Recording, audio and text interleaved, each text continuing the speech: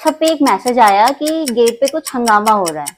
मैं नीचे गई, नीचे जाके जब हम देखे वहां पे कम से कम 50-60 पब्लिक इकट्ठी थी। हम पूछ रहे हैं कि किसको मारा, किसने मारा, किस गार्ड ने मारा, बार बार ये क्वेश्चन पूछ रहे हैं, लेकिन किसी ने भी एडॉक का मेंबर ने किसी ने भी ये रिप्लाई नहीं किया कि हाँ किसकी पिटाई हुई है और किस गार्ड ने पिटाई की है।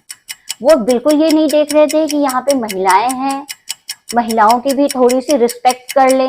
बिल्कुल भी इस सब चीज का कोई लिहाज नहीं था। उसमें से एक मेंबर ये बात बोल रहा है कि ये लोग मेंटेनेंस नहीं देते हैं, जिसको मर्जी तुम लट्ठा बजाओ, बाद में हम देख लेंगे।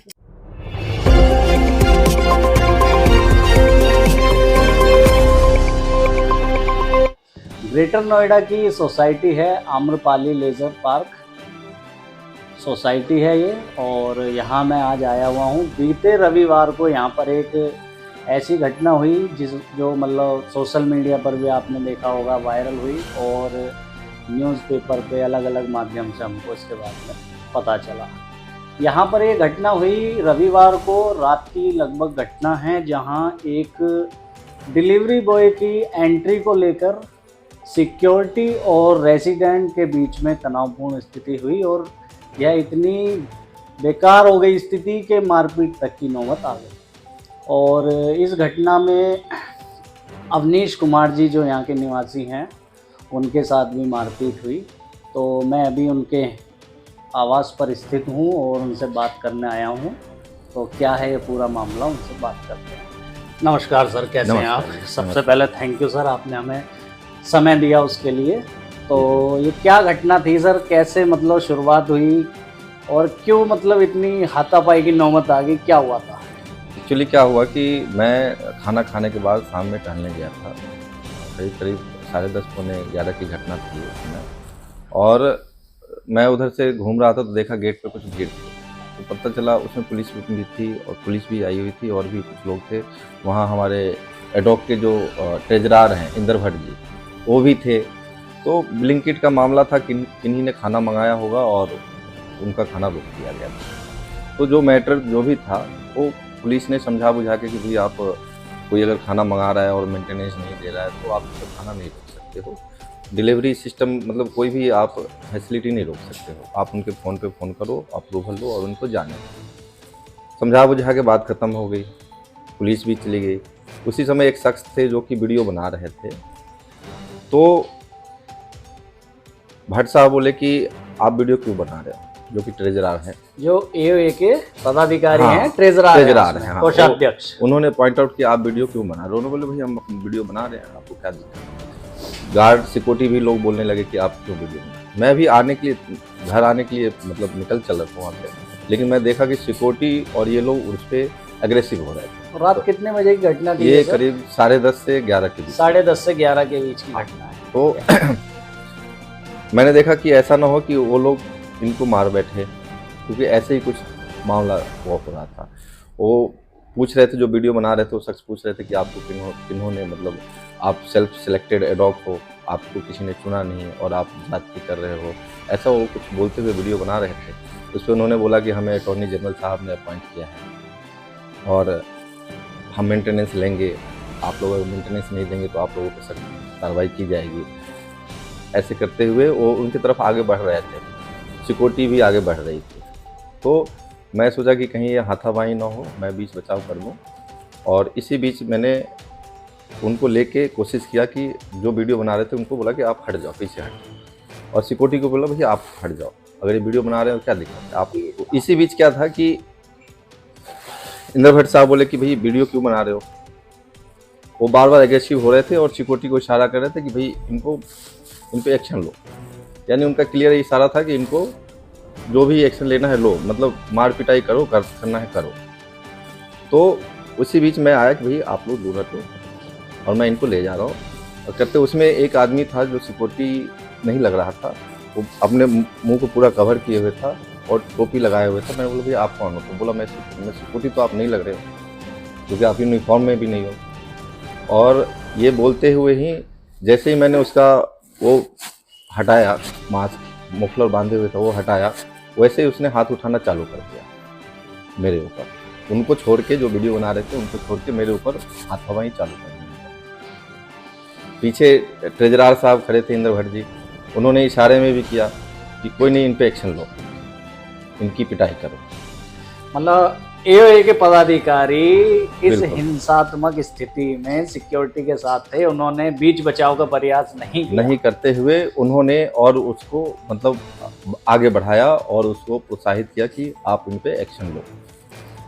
और मैं देखा कि करीब करीब 8-10 लोग आ गए सिक्योरिटी के, और वो पूरा बदतमीजी करने लगे और मतलब मेरे साथ मार पिटाई करने लगे। मैं बीच बचाव करते हुए भागने की कोशिश किया तो उन लोगों ने डंडे से भी पिटाई किया, हाथ से पिटाई किया, जैसे उनको लगा उन्होंने पिटाई किया।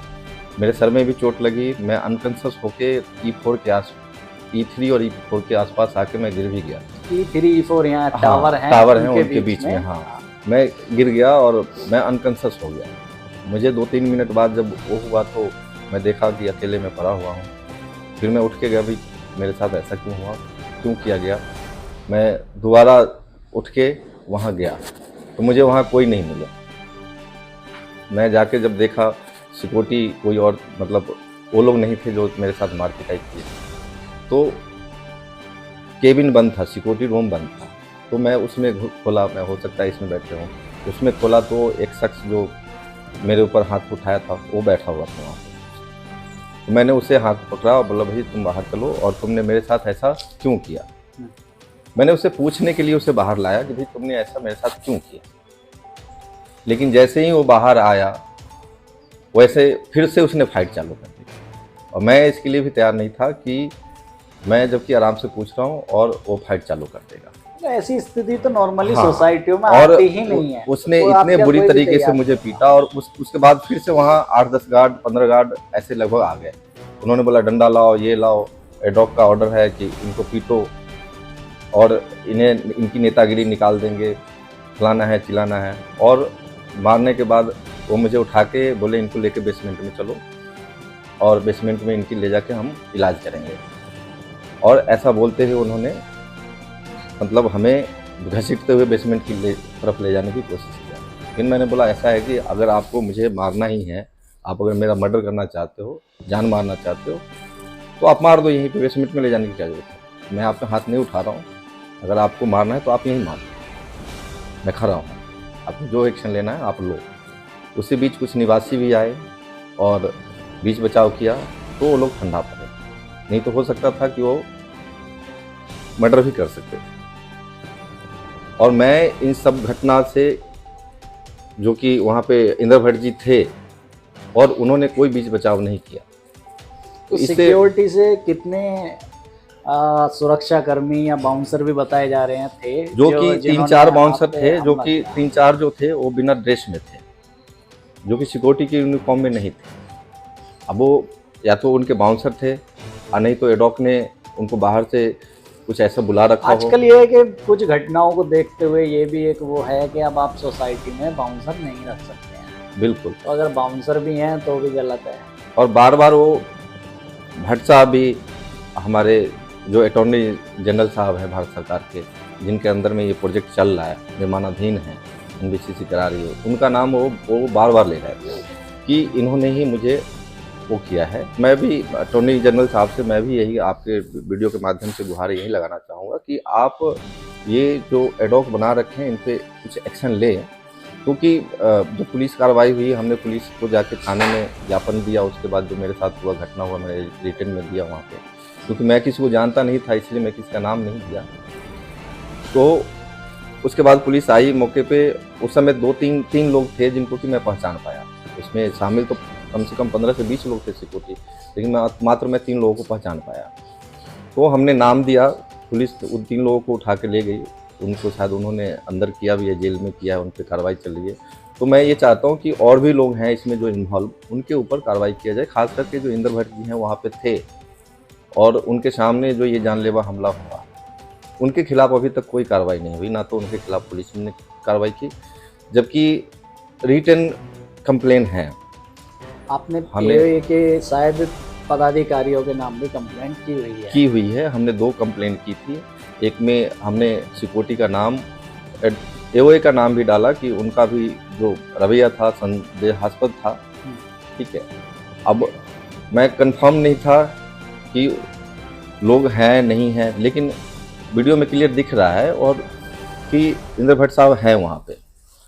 आप सारे वीडियो में वो जिन्होंने हाँ, चश्मा लगाया हुआ है, हाँ, जिनसे वही आप है, कह रहे हैं, वही है इंद्र भट्ट जी हैं, वही EOA जी के कोषाध्यक्ष हैं। जी, और उनके सामने ही ये घटना। तो पुलिस की कार्रवाई से आप कितना इसमें खुश हैं, संतुष्ट हैं, इस पर क्या कहना चाहेंगे? पुलिस की कार्रवाई थोड़ी स्लो है। अब मैंने उनसे कल पूछा तो उन्होंने बताया कि 3 लोगों को वो अंदर जेल भेज चुके हैं, बाकी पे कार्रवाई जारी है, हम इंक्वायरी कर रहे हैं। बट अभी तक उन्होंने इंद्र भट्ट जी पे कोई कार्रवाई नहीं किया है। और गार्ड भी कम से कम 15 से 20 गार्ड थे, इन्वॉल्व थे इसमें। कोई डंडा लेके आ रहा है, कोई कुछ लेके आ रहा है, कोई कुछ लेके आ रहा है। किसी गार्ड ने बीच बचाव करने की कोशिश नहीं की, जो कि बड़ा ही मतलब वो था कि ऐसा लग रहा था जैसे कि उनको इंस्ट्रक्शन प्राप्त हो, और जो कि दिया भी गया था। मेरे सामने ही इंद्र भट्ट जी बोल रहे थे कि भाई इनकी ट्रीटमेंट करो। तो उससे कि भाई अगर एक भी बंदा होता कि जो बीच बचाव करता तो शायद इतनी खराब नौबत नहीं होती। अभी इसमें सोसाइटी में सर कितने फ्लैट हैं, और अभी निर्माणाधीन भी है, आगे अंडर कंस्ट्रक्शन भी है? इसमें लगभग मेरे ख्याल से 1664 या कुछ ऐसे फ्लैट हैं जो कि फेज 1 में ये तैयार है, जिनमें से कि 1000 या 1100 का NBCC ने हैंड ओवर दे दिया है। तो 1000-1100 में लगभग फैमिलियां रह रही हैं या खाली भी होंगे? मेरे ख्याल से 700, 600 या 700 लोग परिवार यहाँ पे रह रहे हैं। 600-700। तो अभी जो ये EOA बनी हुई है, ये इलेक्टेड EOA है या NBCC की तरफ से किन्हीं नामों को लेके अपॉइंट कर दिया कि आप सोसाइटी चलाएंगे? ये कैसे अभी EOA चल रही है? ये NBCC के थ्रू ही किया गया, अपॉइंट किया गया है। ये हम लोगों के मतलब यानी रेजिडेंस की तरफ से सिलेक्टेड EOA नहीं।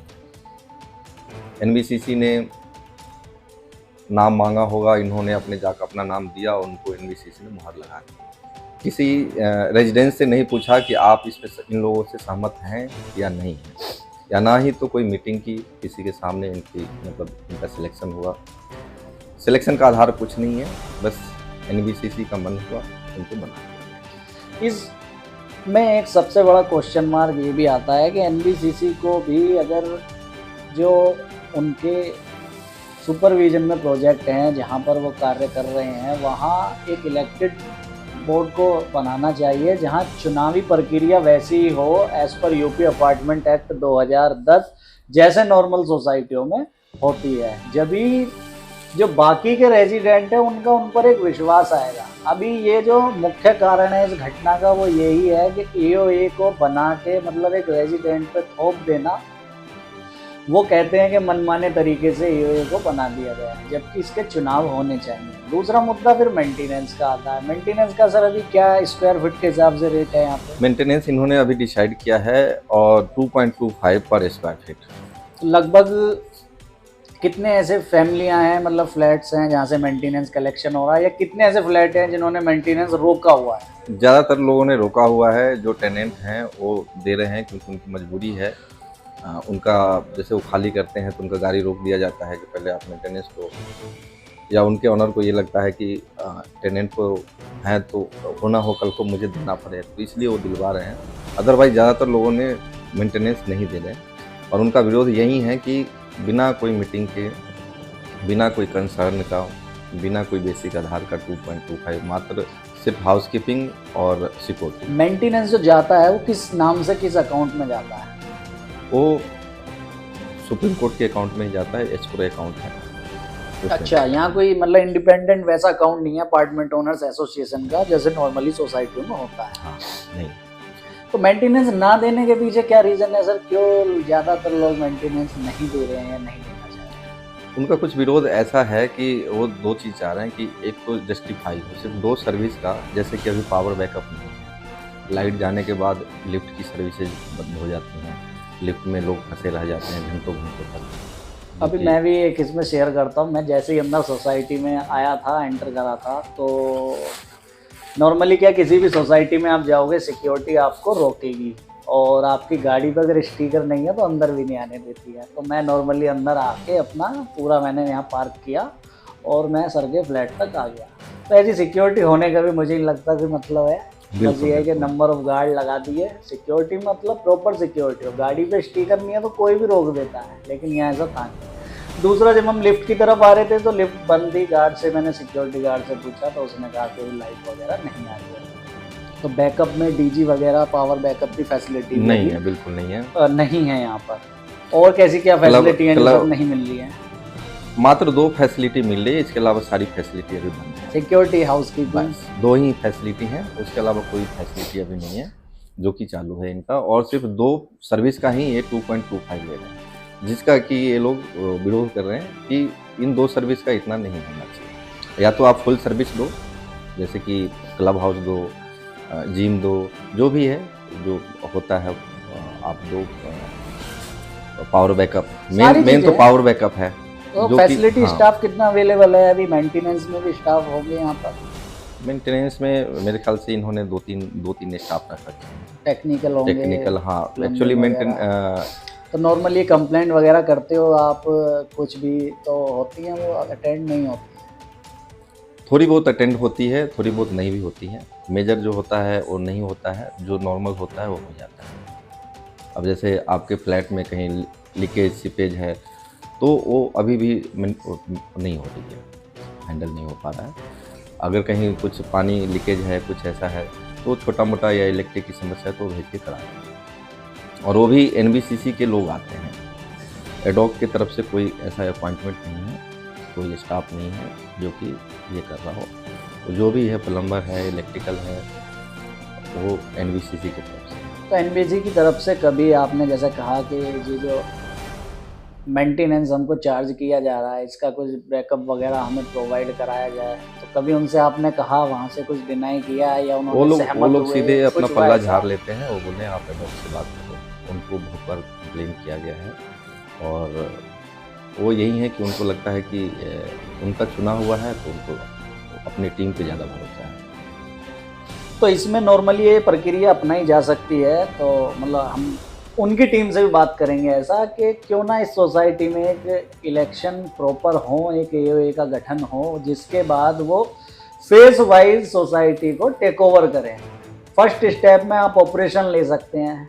ये नहीं कहते हम कि पूरा अमाउंट आप अपने पास लें, लेकिन एक पूरा ऑपरेशन आपके पास हो, सिक्योरिटी, हाउस कीपिंग, टेक्निकल और हॉर्टिकल्चर वगैरह जितना भी है आप उसको मेंटेन करें। देन सेकंड स्टेप में फिर आप प्रॉपर पूरी सोसाइटी को टेक ओवर कर सकते हैं। तो इसमें मुझे नहीं लगता कि NBCC को कोई प्रॉब्लम होनी चाहिए, क्योंकि रियल इस्टेट में पिछले 10 से 12 साल का जो मेरा जो एक्सपीरियंस रहा है, कहीं ना कहीं सोसाइटी में विवाद के पीछे कारण है वो है एक मेंटेनेंस।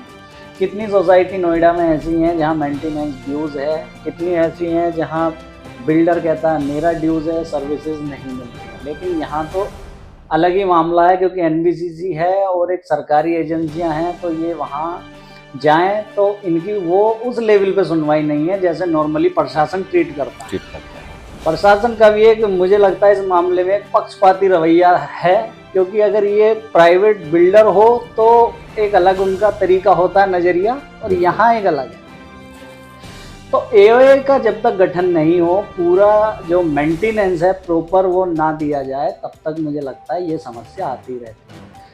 उसको जो डिलीवरी बॉय है उसको रोकने का कारण भी यही था कि जिनके यहाँ वो आना था उनका मेंटेनेंस जमा नहीं था, और गेट पर बोल दिया गया सर के अनुसार कि AOA के पदाधिकारियों द्वारा कि इनका मेंटेनेंस जमा नहीं है, तो उसको ना अंदर एंटर करने दिया गया। ऐसा हाँ, उनको ये बोला जा रहा था कि आप नो ब्रोकरहुड ऐप ऐड करें और इंस्टॉल करें, उस पर आपको अप्रूवल आएगा, फिर आप मतलब डिलीवरी बॉय आपके घर पे जाएगा। जबकि उनका ये कहना था कि अगर मैंने नो ब्रोकर ऐप इंस्टॉल नहीं किया है तो आप मेरे फ़ोन पे आप कंसर्न ले सकते हो। ये तो हर जगह है। आप वो अगर नो ब्रोकर हुड कह रहे हैं, मैं कहूँगा वो भी एक गलत नहीं है, लेकिन नो ब्रोकर हुड अगर नहीं है तो भी आपके पास एक ऑप्शन होता है कि आप फ़ोन करके, कॉल करके एक कंसर्न ले सकते हैं, और वो कहते हैं तो आप उनके यहाँ अलाउ कर सकते हैं। तो ये प्रक्रिया यहाँ भी फॉलो होनी चाहिए, ज़रूरी नहीं है कि नो ब्रोकर हुड की थ्रू हो। बिल्कुल। तो सर इस मामले में हम पूरी कोशिश करेंगे ईओए के जो मौजूदा जो पदाधिकारी हैं उनसे भी डिस्कस करें, एनबीसीसी की जो टीम है उनसे मैं ज़रूर बात करूंगा इस बारे में कि ईओए बनाने की क्या प्रक्रिया है और क्या हम इलेक्शन के थ्रू यहाँ पर ईओए का गठन कर सकते हैं, क्योंकि एनबीसीसी के और भी प्रोजेक्ट हैं। तो इसमें मुझे लगता है ये प्रॉपर इलेक्शन होने ही चाहिए। और अगर जैसे कि इन्होंने एडॉक का सिलेक्शन जो किया है वो अगर पब्लिक के बीच से करते तो ये नौबत नहीं आती। एक मीटिंग करके विश्वास होता है कि हमने चुना है। एक मीटिंग करके एक उनके अधिकारी होते और उनके सामने जिनका सिलेक्शन होता टावर वाइज या तो कर लेते या उन्हीं में से 5 या 7-8 लोगों को कर लेते, मीटिंग करके करते, ओपन मीटिंग कर लेते तो भी कोई कंसर्न नहीं। तो इनका कोई सिलेक्शन का आधार ही नहीं था, चुपचाप गए 5 आदमी 7 आदमी ने अपना नाम दिया और उस पर उन्होंने और जितने भी हैं एडॉक में वो सब मैक्सिमम प्रॉपर्टी डीलर हैं और यहाँ के रेजिडेंस नहीं है, मतलब उनका फ्लैट है, रहते नहीं है। उन्होंने अपने फ्लैट किराए पे लगा रखा है, रहते कहीं बाहर हैं, आके यहाँ दिन भर प्रॉपर्टी डीलिंग का काम। अनवांटेड लोग जो कि उनके मतलब जो उनके बिजनेस का हिस्सा होता है उनको पूरे दिन यहाँ छूट होता है, वो कुछ भी करें और बाकी रेजिडेंट्स को परेशान किया जाता है। फिर तो बाकी की प्रक्रिया भी फॉलो नहीं होती होंगी, जैसे बिल्कुल, जब वेरिफिकेशन वगैरह हो गया, जब वो खुद ही प्रॉपर्टी डीलर हैं और जब वो खुद ही अनऑथराइज हैं तो फिर वो प्रक्रिया क्या पूरी करेंगे और रेजिडेंट्स के लिए क्या सोचेंगे, क्योंकि वो एक बिजनेस कर रहे हैं यहाँ पे, उन्होंने एक अपना बिजनेस का अखाड़ा बना रखा है। और इसके बारे में एनबीसीसी को बहुत बार कंप्लेन किया और सीआर जो कि अटॉर्नी जनरल साहब हैं जिनके देख रेख में ये काम हो रहा है उनको भी कंप्लेन किया गया है कि अगर यहाँ आपने ही चुना है एडॉक तो आप यहाँ जो रह रहे हैं रेजिडेंट्स हैं उनको चुने। जो बाहर रह रहे हैं, सोसाइटी के बाहर रह रहे हैं, उन्होंने अपना मकान किराए पे दे रखा है तो उन्हें चुनने का कोई आधार नहीं है। तो आप उनको चुने, किसी को कोई मतभेद नहीं होगा, सभी पेमेंट जमा करेंगे, मेंटेनेंस करेंगे, देंगे, सभी सपोर्ट करेंगे, बट इस पर कोई सुनवाई नहीं है। तो ये चीज़ें हैं और लगभग हम लोगों ने 500 लोगों का यहाँ पे जो है एक जो भी है यहाँ रह रहे हैं उन सब से साइन करा के भी दिया। डीएम साहब के पास हम लोगों ने इस ज्ञापन दिया था कि ये लोग इलेक्शन नहीं करा रहे हैं और तो डीएम साहब ने करीब हम 500 लोगों का हमारे पास साइन है रेजिडेंस का, जो कि इस फेवर में साइन किए हैं कि यहाँ इलेक्टेड बॉडी आए, इलेक्शन के थ्रू एडॉक का चुनाव हो। तो इसके बारे में दिया तो उन्होंने एक एडीएम लेवल का टीम भी गठित किया और उन्होंने बोला कि इसकी जांच हो और उसकी जांच चल भी रही है, जो कि डीएम साहब से मैं आपके माध्यम से कहना चाहूँगा कि जांच जल्दी पूरी हो और यहाँ पे इलेक्शन हो। तो इस बीच में क्या है कि 3-4 बार 5 बार जो है लिफ्ट की घटना, कितनी बार लोग लिफ्ट में फंसे हैं और लिफ्ट गिरी भी है। जब लाइट गई है, भी गिरी है। हाँ, लिफ्ट जब मतलब जाके नीचे तक, टॉप से बिल्कुल नीचे आके रुक गई। हाँ, तो ऐसी भी घटना 2-3 बार हुई है जिसकी कंप्लेन भी की गई थी एनबीसीसी में। और उसके बाद बहुत मतलब करने के बाद इन्होंने शायद इंटरकॉम वगैरह भी मतलब मांग किया गया और जो भी सेफ्टी होती है लिफ्ट सेफ्टी के बारे में भी बोला गया, जो कि कुछ भी नहीं, फैसिलिटी के नाम पे बिल्कुल जीरो, अभी भी पावर बैकअप नहीं है। और हम लोगों का डिमांड है, हमने अथॉरिटी में भी कंप्लेंट डाला सभी लोगों ने, यहाँ के जो भी निवासी है, कि इलेक्शन हो, एडॉक बॉडी आए जो कि इलेक्टेड हो। लेकिन अभी तक इनके कान पे मतलब जो एनबीसीसी हैं और उनके कान पे बिल्कुल जोर नहीं रेंग रहे हैं कि इलेक्शन कराएं। तो डीजी इन्होंने तो परचेज वगैरह भी किया ही नहीं है? नहीं, डीजी वगैरह तो है यहाँ पर, डीजी है, उसमें इनका जो एनजीटी गाइडलाइन के अच्छा गाइडलाइन के अनुसार अभी नहीं चला रहे हैं। और उनको जो कन्वर्ट करना है सीएनजी में, हाँ पीएनजी सीएनजी में कन्वर्ट करें, उसका मामला पेंडिंग है। पॉल्यूशन की वजह से उसको नहीं चला रहे। हाँ, बाकी नॉर्मली वैसे है फैसिलिटी। हाँ, फैसिलिटी है, तो वो फैसिलिटी अभी चालू नहीं हुई। हाँ, 1 साल लगभग होने जा रहा है हैंडओवर का और अभी तक ये फैसिलिटी चालू नहीं हुई। तो इसमें आईएफएमएस वगैरह भी जमा है सभी का? ये हम लोगों ने ऑलरेडी पहले ही आम्रपाली को जमा कर रखा है और कोर्ट रिसीवर ने भी लिया है, लेकिन उस फंड का भी कोई जिक्र नहीं है। कोई जिक्र नहीं है। अप्रोक्स कितना अमाउंट होता होगा ये आईएफएमएस के? हाँ, 4 मेरे को लग रहा है शुरुआत में ही ले लेते हैं। हाँ, ये हम लोगों से IFMS के नाम से 28,000 कुछ रुपए जो है हाँ, एडवांस में ही लिया गया था। शुरुआत में सभी से लेते हैं। हाँ, इलेक्ट्रिसिटी ड्यूल मीटर का 25,000 और 28,500 IFMS के नाम पे हम लोगों ने जमा कर रखा। इलेक्ट्रिसिटी मीटर जो है वो अभी जो NPCL है उसकी तरफ से हैं या अभी जो सिंगल पॉइंट कनेक्शन है? नहीं, ये NPCL के थ्रू है जो कि हम लोगों ने अप्लाई किया। मल्टी पॉइंट कनेक्शन यहाँ पे लग चुके हैं। ठीक है, तो ये तो एक और राहत है थोड़ी ये सी। राहत है जो कि हम लोगों को मतलब लाइट नहीं जा रही, नहीं तो ये यहाँ भी परेशान करते हैं ये डॉग वाले। तो ये राहत है हम लोगों को। ये के पदाधिकारी जो उसमें सम्मिलित थे उन पर कार्रवाई के लिए अभी क्या मांग करते हैं आप? होनी चाहिए उन पर? बिल्कुल कार्रवाई होनी चाहिए। इंद्र भट्ट जी थे उस समय और वो चाहते तो ये घटना नहीं होती। ये जो जानलेवा हमला हुआ, अभी मैं जाके CT स्कैन भी कराने जा रहा हूँ, जो कि अपना ट्रीटमेंट कराने जा रहा हूँ, तो पता नहीं क्या है। तो हो सकता था इस हमले में जान भी जा सकती थी हमारी, और ये जानलेवा हमला उनके इशारे पे ही हुआ है, जो कि मैं क्लियर कहना चाह रहा हूँ। और वीडियो फुटेज में आपको क्लियर दिखेगा। देखिए, नहीं वीडियो हमने देखी है, सबने देखी है।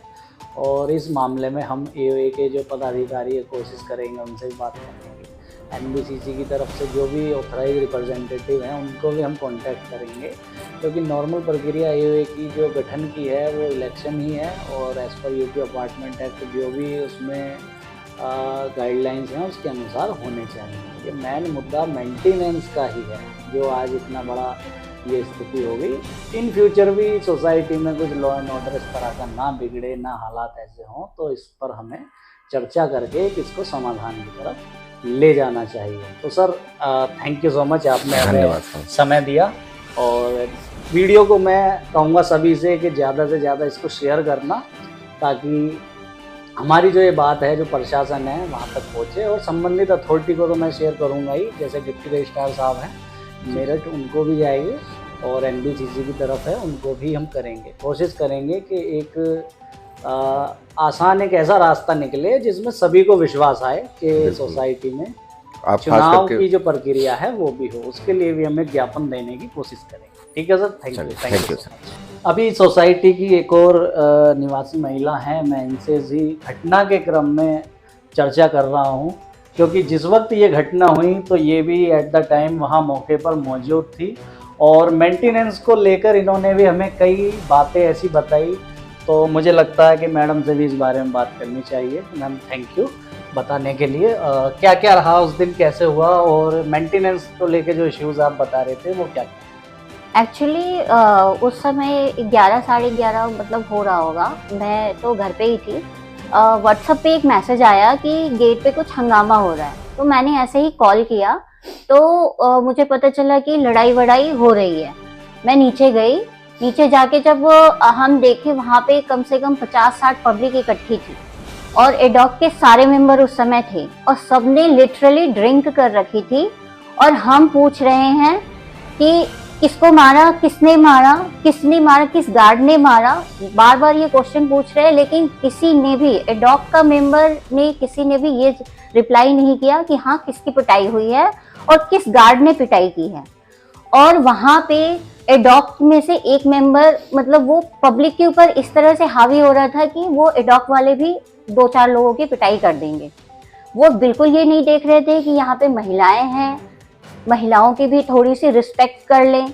बिल्कुल भी इस सब चीज़ का कोई लिहाज नहीं था। उसमें से एक एडॉक का मेंबर ये बात बोल रहा है कि ये लोग मेंटेनेंस नहीं देते हैं, जिसको मर्जी तुम लट्ठा बजाओ, बाद में हम देख लेंगे, जो भी होगा हम देख लेंगे। हमने जाके पुलिस में गए, हम बिसरख थाने में भी गए थे, हमने वहाँ पे रिटर्न में कंप्लेन दिया। हमने 2-3 जिन एडॉक को हम जानते थे उनका मैंने नाम भी लिखा है। हम 2-3 लोग हैं जो ये कंप्लेन करके आए, उनका नाम लिखा कि आप सबका मेडिकल कराइए, क्योंकि सबने ड्रिंक कर रखी थी, वो ठीक से खड़े नहीं हो पा रहे थे। वहाँ जितना भी स्टाफ यहाँ पर थे वो ड्रिंक, सुरक्षा कर्मियों ने ड्रिंक की थी या जो मेंबर हैं एडॉक मेंबर। और यहाँ पे 50% आप देखिएगा ना, मतलब मैं ये देखती हूँ, सुनती हूँ, आवाज आती है शाम के टाइम में, मतलब 9-10 बजे के बाद में, ये हमेशा 90% ऐसा होता है कि ये लोग ड्रिंक करे रहते हैं, ड्रिंक करके इधर उधर हल्ला गुल्ला ये सब करते ही रहते हैं। मतलब ये एक सोसाइटी की हालत है। तो हमने जाके पुलिस में कंप्लेन की, हमने बोला कि इनका मेडिकल कराइए आप, क्योंकि ये सबने ड्रिंक कर रखी थी और ये जो हादसा हुआ है ये उसी वजह से हुआ है। किसी पुलिस कमिश्नर ने या किसी पुलिस ने भी हेल्प नहीं की, कोई मेडिकल टेस्ट नहीं हुआ। हम बिसरख थाने गए, बिसरख थाने से हमें गौरचक वाले थाने भेजा गया। हम रात के 3 बजे तक चक्कर काटते रहे। हम सारे 10-15 लोग थे, लेकिन उन लोगों ने हमारी एक नहीं सुनी, कोई उनका मेडिकल चेकअप नहीं करवाया और हमें वापस भेज दिया गया। मतलब ये कंडीशन है। मुझे तो पुलिस से भी कोई वो नहीं है कि पुलिस जो है पुलिस की कार्रवाई से आप कोई खास मैं खुश नहीं हूँ। वो सिर्फ लेकिन ये न्यूज में उसमें भी आया कि पुलिस की तरफ से भी ये इस पे रिप्लाई आया कि उक्त प्रकरण में उन्होंने संज्ञान में लेके 3 लोगों के खिलाफ कार्रवाई की है। 3 लोग लेके गए हैं। वो सिर्फ गार्ड को लेके गए, गार्ड को लेके गए हैं, क्योंकि गार्ड को मैंने भी देखा था, वो कोई यूनिफॉर्म में नहीं था। और मैं वहां पे सबसे पूछ रही हूँ किस गार्ड ने पिटाई की, किस गार्ड ने पिटाई की। इनफैक्ट 2-4 और लोग थे, सब पूछ रहे थे, क्योंकि हम बाद में आए थे, तब तक ये सारे लोग जो है वो पुलिस स्टेशन जा चुके थे अपना मेडिकल वगैरह कराने के लिए। जब हम वहां गए हैं, पूछ रहे हैं, किसी ने रिप्लाई नहीं किया। न वो गार्ड, जिस गार्ड ने पिटाई की थी, वो गार्ड भी वहीं पे खड़ा था, एडॉक वाले वहीं खड़े थे। किसी ने भी गार्ड को कुछ नहीं बोला कि हाँ तुम लोगों ने क्यों मारा है। मतलब ये सारा जो है वो प्री प्लान लग रहा था और ये लोग पूरे उस फेवर में थे कि बाकी लोगों की भी पिटाई की जाए। अगर वहां पे अगर जो मेन पब्लिक है, यहाँ की सोसाइटी के लोग हैं, अगर कम होते ना तो वो बाकी लोगों की भी पिटाई करते। बट ये था कि वहां पे बहुत सारी पब्लिक थी, बहुत सारी पब्लिक इकट्ठा थी।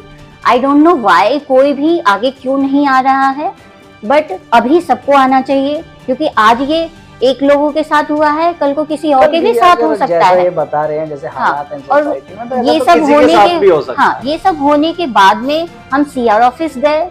वहां पे भी हमने डिसमिस करने की मांग की कि इनको डिसमिस किया जाए, एडॉक वालों को डिसमिस किया जाए, क्योंकि इनका ये रवैया सही नहीं है। ये अगर ठीक है, आप मेंटेनेंस डिमांड कर रहे हो, हमें ट्रांसपेरेंसी लाओ, आप हमें दिखाओ कि मेंटेनेंस आप किस प्रोसेस पे ले रहे हो, किस हिसाब से ले रहे हो। ये हमें कुछ नहीं बताते हैं। ये सबसे बड़ा पॉइंट ट्रांसपेरेंसी, जो सर के साथ भी डिस्कस हो रहा था। आप पैसा ले रहे हो, लेकिन उसका बताओ तो सही बैकअप में कि ये इतना इतना पैसा यहाँ खर्च हो रहा है। और हमें सीआर हमें ये बोल रही है कि अगर मैं इनको अभी डिसमिस कर देता हूँ तो आपकी सिक्योरिटी का क्या होगा। आपके सिक्योरिटी के मतलब कोई अपॉइंट, अभी नया एओए, जब तक इलेक्शन नहीं होगा तब तक कोई नया एओए नहीं आएगा। तो इलेक्शन कराओ आप। तो ये हमने वही बोला है कि ठीक है आप इलेक्शन करवाइए, इलेक्शन करवाइए। तो ये बोल रहे हैं, सीआर बोल रही है कि हम इलेक्शन जब तक इलेक्शन नहीं होगा तब तक अगर कोई एओए नहीं होगा, आपकी कोई सिक्योरिटी नहीं होगी, कुछ नहीं होगा, तो आप रिस्पॉन्सिबल होगे। मैं ये क्वेश्चन करना चाह रही हूँ सीआर से या एनबीसीसी से या यहाँ के एओए से कि वो सिक्योरिटी के नाम पे ऐसे ऐसे गार्ड रखे हुए जो हमारी सिक्योरिटी कर रहे हैं। क्या ये सिक्योरिटी है जो उस दिन की घटना हुई है? सिक्योरिटी 2-4 लोग अगर शाम को सोसाइटी में रहने का मतलब ही है, ठीक है खाना खा रहे 12 बजे हम घर से बाहर निकल रहे, टहल रहे हैं, अगर कोई एक बंदा अगर किसी के बीच में बहस हो रही है, बीच बचाव करने जा रहे हैं, तो आप उसकी पिटाई कर दोगे, उसकी ये हालत कर दोगे कि वो बचने की भी कंडीशन में ना हो, वो अपनी जान बचा के भाग रहा है और एओए वहां पे खड़े होके तमाशा देख रहा है। क्या हम ऐसे एओ का चुनाव कर रहे हैं? ये तो भरोसा किसी पे नहीं रहा, ना सिक्योरिटी पे, ना एओए पे, ना सीआर पे भी नहीं है सर। हम सीआर पे बहुत बार जा चुके हैं, सेक्टर 44 जा चुके हैं, सेक्टर 62 जा चुके हैं। क्या कहते हैं वो, मना करते हैं कि चुनाव नहीं कराने, चुनाव के लिए ये डिनाई नहीं, सॉल्यूशन इलेक्शन। बट ये इलेक्शन के लिए भी तो ये नहीं बता रहे ना कि हाँ हम इस चीज के लिए इलेक्शन इतने दिन में कराएंगे। हम कराएंगे, कब कराएंगे ये कोई डेट देने को तैयार नहीं है। इनका डेट एक्सपायर हो चुका है। बट आप एओए का कंडीशन ये है आज की डेट में, इनके चेहरे पे रत्ती भर शिकन नहीं है कि इतना बड़ा घटना हुआ है। हमें अफसोस करना चाहिए कि ऐसा चीज ना हो, इनको तुरंत बर्खास्त करना चाहिए था। जो भी अभी सिक्योरिटी की टीम है इनको हटाना चाहिए था। बट आई डोंट नो, मतलब मुझे नहीं लग रहा है कि कुछ भी हुआ है। आराम से एओए भी घूम रही है, उनको कोई फर्क, या तो उनको पीछे से बहुत अच्छी शय मिली हुई है, एक संरक्षण मिला हुआ है कि आप यहाँ हम 15-20 लेडीज मिलके कल एनबीसीसी के ऑफिस भी गए हैं। लंच टाइम हो गया था उस समय, तो हमने गार्ड को बोला कि हमें बस 5 मिनट के लिए मिलना है, हमारे कुछ क्वेश्चन है, हम वो पूछना चाह रहे हैं। ठीक है, यही पीछे है एनबीसीसी का ऑफिस। बोले कि लंच टाइम चल रहा है, अभी हम नहीं मिलने दे सकते, और हमें अंदर घुसने नहीं दिया। हम जा रहे थे, हमें नहीं घुसने दिया, और हम कम से कम 20-25 लेडीज थी। जैसे वो बोले कि आप 2-2:30 बजे के बाद आइए, हम बाहर खड़े रहे, ठीक है, हम 2-2:30 बजे के बाद जब हम गए हैं वहां पे एक सिंगल, मतलब लोएस्ट पोजीशन पे भी अगर कोई एनबीसीसी का स्टाफ होता, कोई स्टाफ नहीं था वहां पे, सिर्फ गार्ड थे। जब हमने गार्ड से नंबर मांगा, उन्होंने हमें कोई नंबर नहीं दिया कि नहीं हमारे पास कोई एनबीसीसी वाले का नंबर नहीं है, ठीक है, एनबीसीसी का नंबर नहीं है। उन्होंने दूसरे को इंचार्ज को बुला लिया, इंचार्ज आया, वो बोला कि मैं अपने इंचार्ज से बात करूंगा। मतलब ये हुआ, सोल्यूशन ये निकला कि उनके पास किसी भी एनबीसीसी के किसी स्टाफ का नंबर नहीं दिया उन्होंने, यहाँ पे कोई एनबीसीसी का स्टाफ नहीं था, सब डर के भाग चुके। जिसको बोल रहे लंच किया चले गए, जिसको बोल रहे अच्छा हिम्मत सिंह ने की, उनका ट्रांसफर कर दिया गया है, ठीक है। मतलब यहाँ पे एक सिंगल आदमी नहीं है, कल की डेट में अगर कोई घटना हो जाए, ठीक है, और एनबीसीसी से आप हेल्प लेने जाओगे, यहाँ पे नहीं है कि, मतलब कंडीशन ये है कि लेडीज को भी डर के रहना पड़ेगा, क्योंकि आप किसी से हेल्प नहीं मांग सकते। एओए तो गुंडागर्द है, पूरा गुंडा है यहाँ पे। एओए जो है वो सारे गुंडे हैं, सारे जो हैं वो ब्रोकर हैं, ठीक है। तो ये कंडीशन है।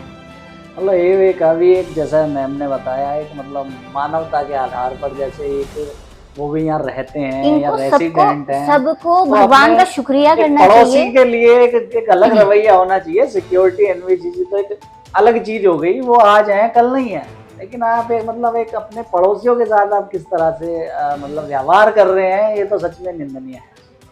और ये मतलब एलिगेशन इस तरह के लगते हैं कि व्यापार कर रहे हैं और प्रॉपर्टी का अपना काम कर रहे हैं, या जो इतनी लड़ाई करने के बाद में सबको फ्लैट मिला है, सबको मिलजुल के रहना चाहिए, अच्छे से रहना चाहिए, सब कुछ खुश होके करना चाहिए कि भगवान की दया थी जो ये फ्लैट मिला। मतलब यहाँ पे अब पॉलिटिक्स कर रहे हैं, कमाने का जरिया ढूंढ रहे हैं ये लोग, मतलब ये चीज तो स्थिति शुरू से अगर देखा जाए मैम, तो मुझे लगता है कि कभी भी वो संतोषजनक रही नहीं है। स्टार्टिंग में जब मुझे लग रहा है कि धरना प्रदर्शन हुए आम्रपाली के, तो ज्यादातर जो उन्होंने दिवालिया घोषित किया वो चले गए वहां से, उसके बाद प्रोटेस्ट हुए, उसके बाद जैसे तैसे लड़ झगड़ के फ्लैट मिला। अब फ्लैट मिल गया तो फ्लैट रहने लायक नहीं रहा, ऐसी स्थिति हो गई। मतलब ये कंडीशन है कि हमें नहीं पता हम सेफ हैं कि नहीं है यहाँ पे, मतलब बहुत बुरी कंडीशन है।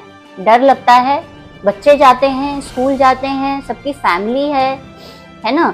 अब जो जॉब करने जा रहे हैं बाहर में, उनके साथ ये लोग गुंडागर्दी के नाम पे क्या करें, अब ये तो हमारे लिए बहुत डरने की बात है। एनबीसीसी पे भी इसमें क्वेश्चन मार्क ये आता है कि आपको क्या प्रॉब्लम है ऐसी, क्यों आप नहीं चाहते कि एक एओए का गठन हो और ट्रांसपेरेंसी के साथ चुनाव हो, और मतलब आपका ही काम स्मूथ होना है, आप तो साइड हो जाओगे, अपने आप एओए देखेगी। तो आपको इसको अप्रिशिएट करना चाहिए, और एओए के गठन के लिए मुझे लगता है कार्रवाई आपको आगे आगे करनी चाहिए। कोशिश करूंगा मैं, अगर उनकी तरफ से कोई मिलेंगे तो इस संदर्भ में जरूर। बिल्कुल बिल्कुल, आपसे बहुत एक्सपेक्टेशन है।